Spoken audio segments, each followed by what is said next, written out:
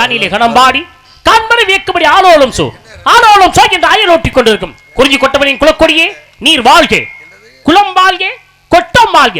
உண்மை பற்றி உன்னிடத்திலே ஒரு சில விவரங்கள் கேட்கலாமல் கேட்கலாமா? கற்றது கைமண் அளவு கல்லாத உள்ளகளவு உற்ற கலைமணந்தை ஓதுகிறாள். மெத்தவரும் பந்தயம் கூற வேண்டாம், எறும்பும் தன் கையால் இன்சான் ஆகும் சொல்லியிருக்காங்க சுவாமி. எல்லாம் தெரிஞ்சவங்களும் யாரும் இல்ல, ஏதோ தெரியாதவங்களும் யாரும் இல்ல. இப்போ வந்து நெல்லுக்கரை தண்ணீர் வாய்க்கால் வழியோட புல்லுக்கும் வாங்கே புசியுமாம். நல்லுலகில் நல்ல அவர் பொருட்டு எல்லாருக்கும் பெய்யும் மழைன்னு சொல்லியிருக்காங்க. உங்களை மாதிரி நல்லவங்க எல்லாம் அப்படின்னு சொல்றேன். இங்க உங்க பாதப்படுறதுக்கு நாங்க ரொம்ப கொடுத்து வச்சிருக்கோம் சுவாமி. அதனால நீங்க கேளுங்க, எனக்கு தெரிந்தவரை பதில் கூறுகிறேன், தெரியாததை தாங்களிடமே கேட்டு தெரிந்து கொள்கிறேன் சுவாமி. தோன்றின் புகழோடு தோன்றுக அகதனார் தோன்றலின் தோன்றாமை நன்றான.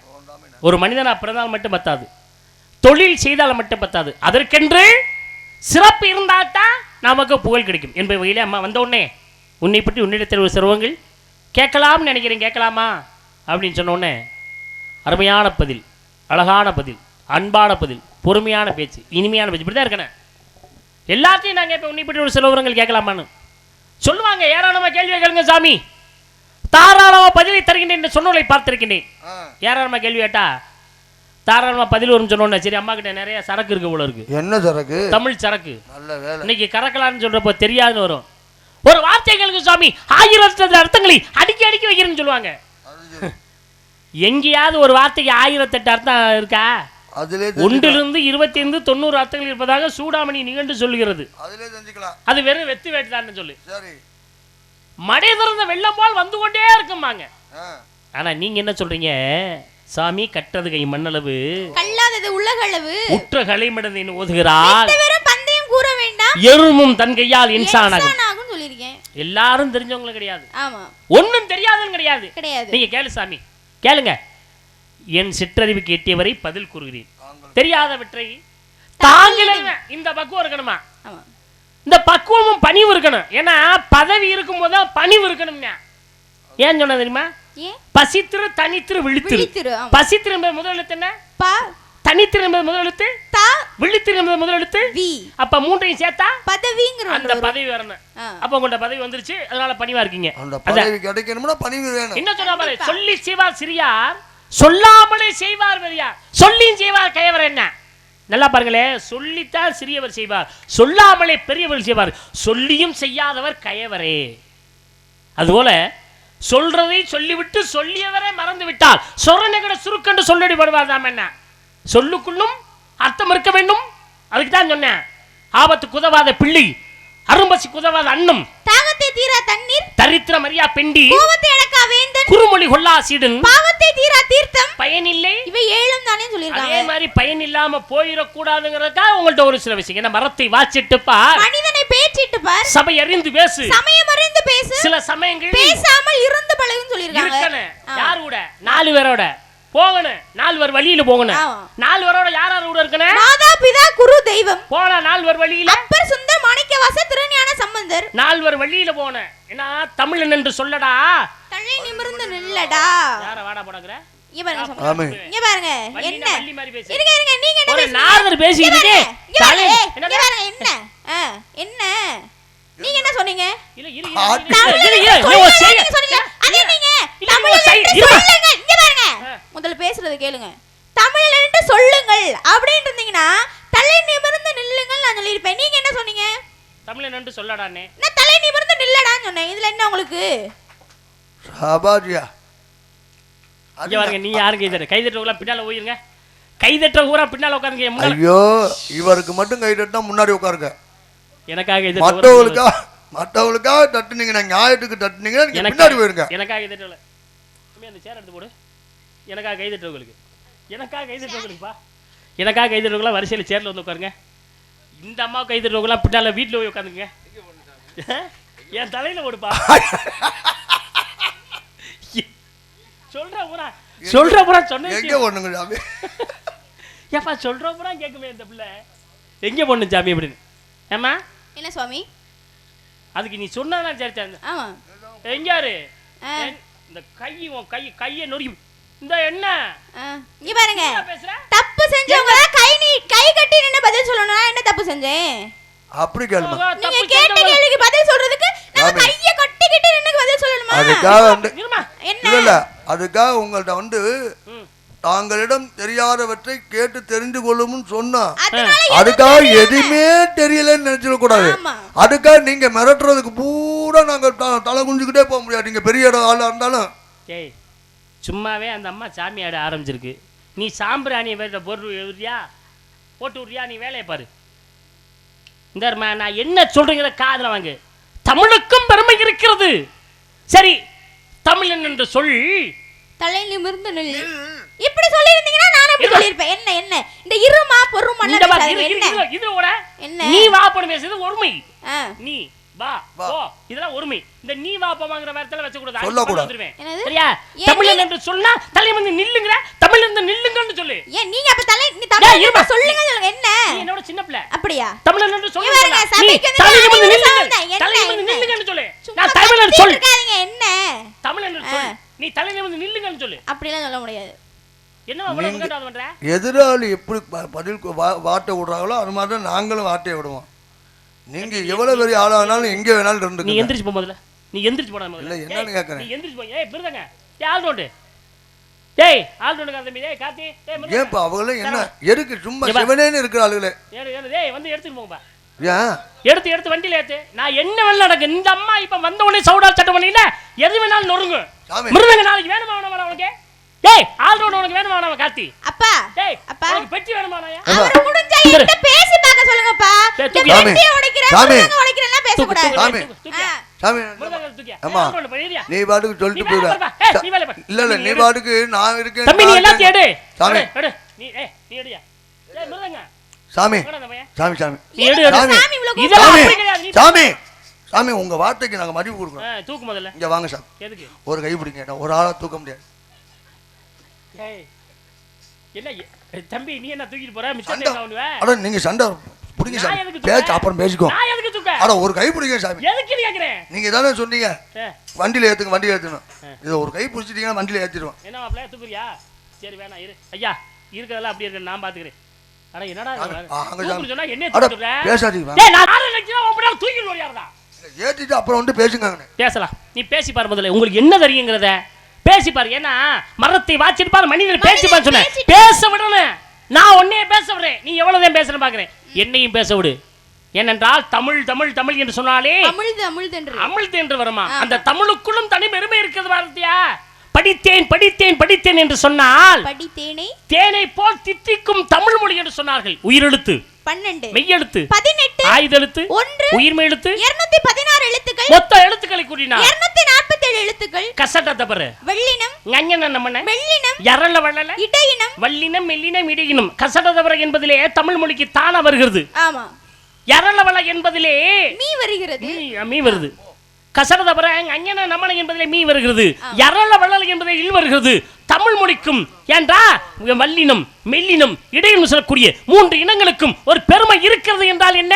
அது தமிழ் மொழி. அப்படிப்பட்ட தமிழ் மொழியை தாங்களோடு உரையாடுவதற்கு யாம் இங்கே வந்திருக்கிறோம். இருந்தா நாள் எதுக்கு சொன்னேன் நான்? நல்ல வழிதனை நாடு. அந்த நல்ல வழிதனை நாடு போத அந்த நாட்டுக்கு பெருமை இருக்குது. உங்க நாட்டுக்கு பெருமை. உங்க நாட்டுக்கு நான் வந்திருக்கேன் எனக்கும் பெருமை. அதுக்கு தான் நான் பாலும் தெளிதேனும் பாகும் பருப்பும் இவை நாளும் கலந்து உனக்கு நான் தருவேன். கோலம் செய் துங்க கரிமுகத்து தூமணி நீ எனக்கு சங்க தமிழ் மூன்றும் தா. தமிழை கேட்டால் யார் கேட்டது? அவ்வை. யார்ட்ட போய் கேட்டா? விநாயகபெருமான்ட்ட போய் கேக்குறாங்க. எனக்கு தமிழை கொடுங்க. அதனால தான் நட்டாமரை கேத்தில் அண்ணனும் சேர்ந்தாரோ கற்றாரை கற்றாரை காமுறுவார் அண்ணன். முற்கர் முகப்பர் முதுகாட்டில் காக்கை உகக்கும் பின்னோன்னு சொல்லிருக்காங்க. அந்த மாதிரி தமிழை பேசணும். உம்மோடு ஞாம் தமிழோடு உரையாட வேண்டும். யாமே வந்திருக்கிறேன். தகுதியான பிள்ளையா இருந்தா எம்மோடு பேசுவதற்கு நீ தகுதியான பிள்ளையா இருக்கணும். முதல்ல பாப்போம். இங்க பாருங்க சாமி. என்ன? நீங்க தேவலோகவாசி. நீங்களே தமிழ பேசுவீங்கறப்ப எங்க நாடு என்ன நாடு தெரியுமா? தொண்டை நாடு. சான்றோர்கள் உடைத்து நான் ஒரு தமிழச்சியா இருக்கும்போது தமிழ பேசலன்னா அது எப்படி? சாமி தெரியுதுங்களா? சான்றோர்னா என்ன? படித்த அறிவாளிகள் உள்ள நாடு. அந்த நாட்டுல எனக்கு கொஞ்சமாச்சும் அறிவு இல்லாம இருக்குமா? உங்களோட பேச முடியாதா? முடியும் சாமி. நீங்களும் பேசி பாருங்க உங்களால முடிஞ்சா அப்படின்னு சொல்றாங்க. என்ன உங்க நாடு? தொண்டை நாடு சுவாமி. பாண்டிய நாடு. முத்துடைத்து சோழ நாடு. சோறுடைத்து சேர நாடு. வேளமுடைத்து தொண்டை நாடு.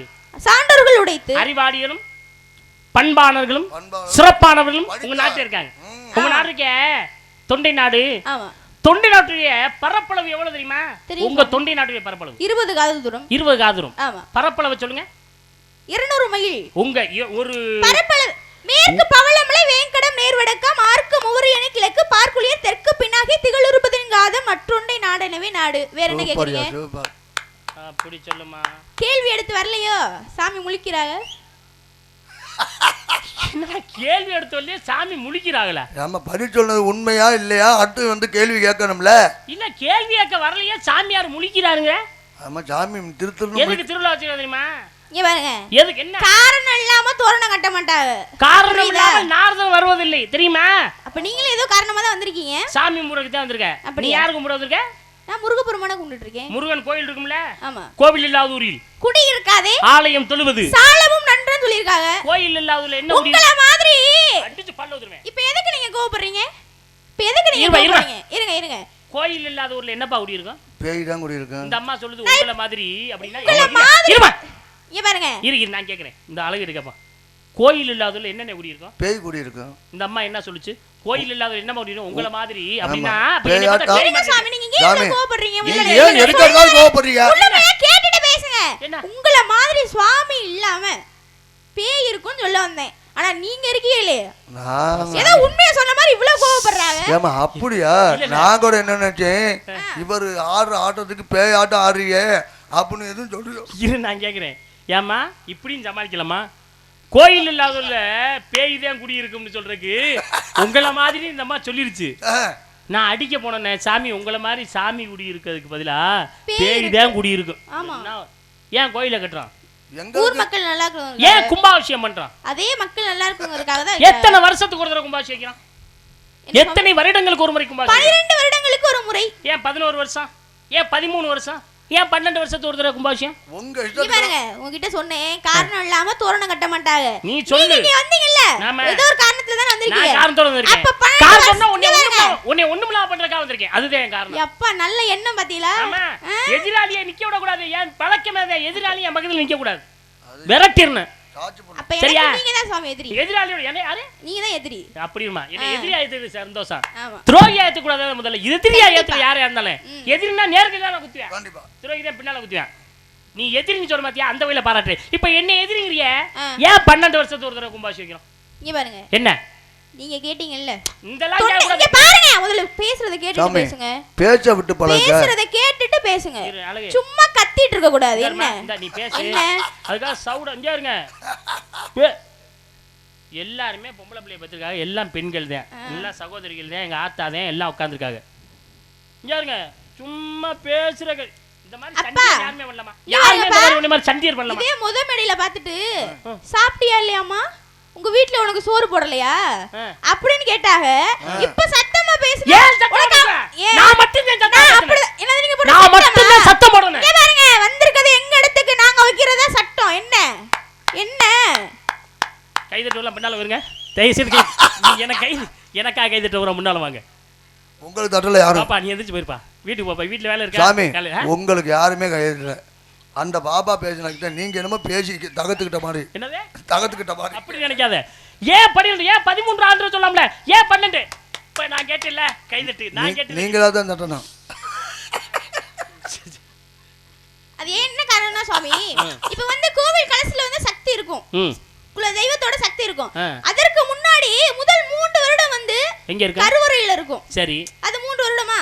இரண்டாவது 3 வருடம் பள்ளிப்படத்துல இருக்கும். 6. மூன்றாவது 3 வருடம் கொடிமரத்துல இருக்கும். 9. நான்காவது 3 வருடம் தான் கோவில் கலசத்துல இருக்கும். அப்ப கும்பாபிஷேகம் வச்சிட்டோம்னா அந்த தெய்வத்தோட சக்தி இங்கே தங்கிரும். இல்லனா மேல போய்டும். அதனால தான் 12 வருடங்களுக்கு ஒரு முறை கும்பாபிஷேகம் வைக்கிறாங்க. வேற என்ன கேக்குறீங்க? என்ன ஒரு சிறப்பியா? சரி கும்பாபிஷேகம் வைக்கிறான். ஆமா. கும்பாபிஷேகம் முடிஞ்சு என்ன வைக்கிறான்? மண்டலாபிஷேகம் வைப்பாங்க. எத்தனை நாட்களுக்கு ஒரு முறை மண்டலாபிஷேகம்? 48 நாட்களுக்கு. ஏன் 45, 43, 47, 49, 50, 60 ஓட வைக்கலாமே? ஏன் 48ன்னா? இங்க இருக்கிறவங்க அறிவாளியா இருக்காங்க சுவாமி. அவங்க எல்லாம் அறிவாளியா? நீ அறிவாளியா? அவங்க எல்லாம் அறிவாளிதான். அதனால தான் கை தட்டற. நீ அறிவாளியா இருக்கவங்க இந்த இடத்துல என்ன உங்கள்ட்ட பேசிட்டு இருக்கேன். புரியுதா?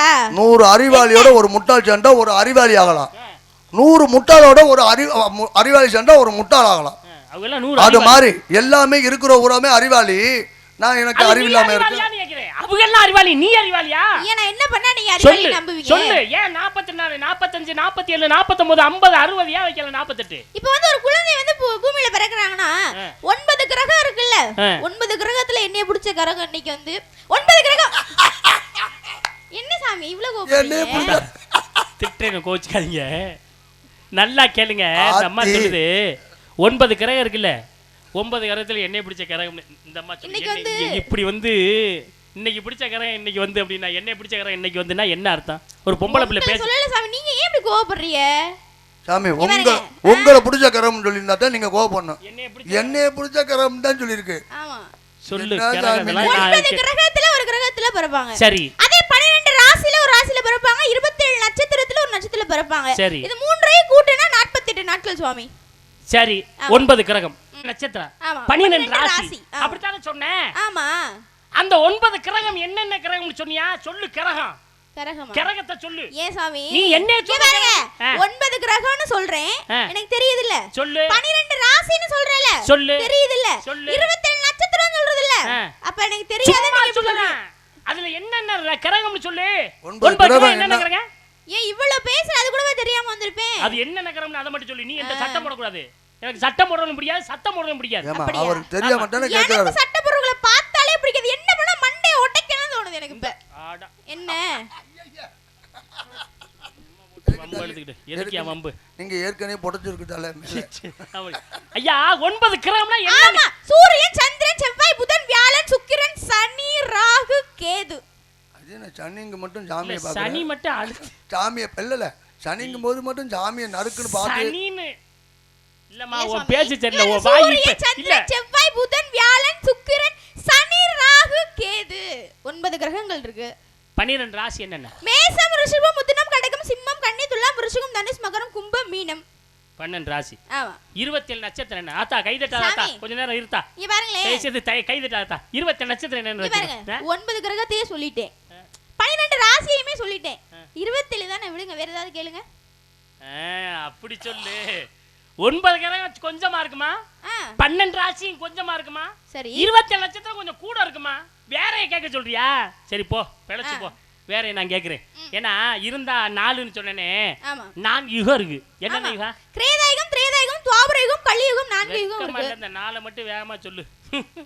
ஏன் என்ன உங்களுக்கு? 5 பஞ்சபூதம் இருக்கு. சொல்லு. நிலம், நீர், தீ, காற்று, வானம். வெக்கமா இல்ல இதெல்லாம் சொல்லுவே. சீக்கிரம் 27 சொன்னா வெக்கமா. ஆமா. ஐம்புலன் என்னென்ன? மெய், வாய், கண், மூக்கு, செவி. மெய், வாய், கண், மூக்கு, செவி. அது மாதிரி பஞ்ச பாண்டவர்கள் யாராரு? தர்மன், பீமன், அர்ஜுனன், நகுலன், சகாதேவன். இதெல்லாம் சொல்லுவதே. 48 மண்டலாபிஷேகத்துக்கு 9 12 வந்துச்சு. மொத்தமே 21 தான் வந்திருக்குது. எதுக்கு இப்ப நீங்க சிரிக்கிறீங்க? ஆனா 27 சொன்னோட வேற கேளுங்கன்னு சொல்றேன். சரி விடு. அந்த 27 லட்சத்தை நான் சொல்றேன். அஸ்வினி பரணி. இருங்க. என்ன? நீங்க எதுக்கு சொல்றீங்க? நீ சொல்லலனா நான் தான் சொல்றேன். 48 முழுமை வரல இல்ல. நீங்க ஒண்ணு 48 முழுமை கேள்வி கேட்டீங்க. ஆமா. எங்கட தான் கேள்வி கேட்டீங்க. உங்களுக்கு நான் கேள்வி பதில் தெரியலன்னு சொன்னனா? இல்லம்மா. இங்க பாருங்க. கேள்விக்கு பதில் தெரியல.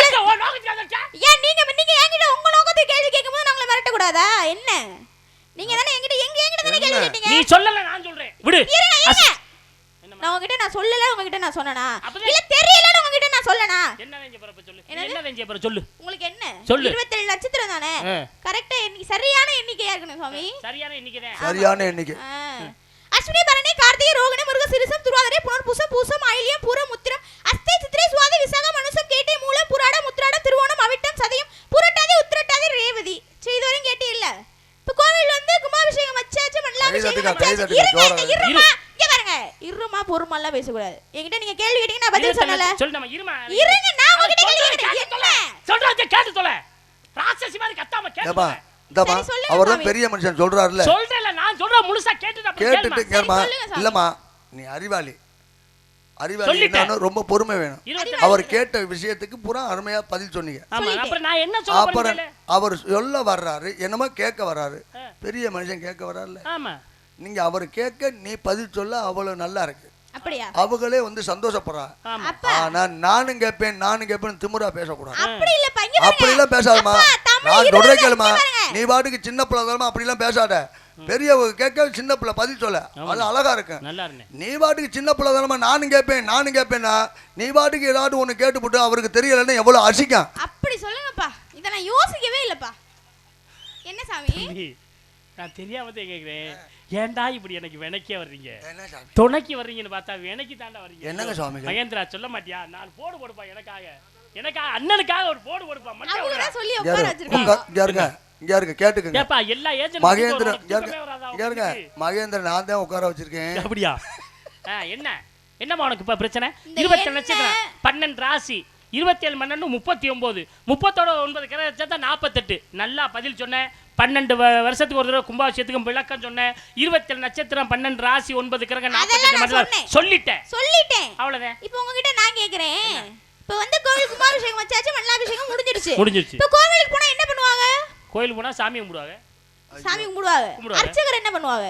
அர்ச்சகர் வந்து மந்திரம் சொல்லுவாரு, அர்ச்சனை பண்ணுவாரு. மந்திரம் சொல்லுவாங்கல்ல, எத்தனை மந்திரம் சாமி சொல்லுவாங்க? ஏமா இது என்னமா ஒரு 2-3 மந்திரத்தை சொல்லிட்டு இருந்தாமா அப்படின்னு சொல்லி கொடுத்துட்டு சுவாகா அப்படி முடிச்சிருவாங்க.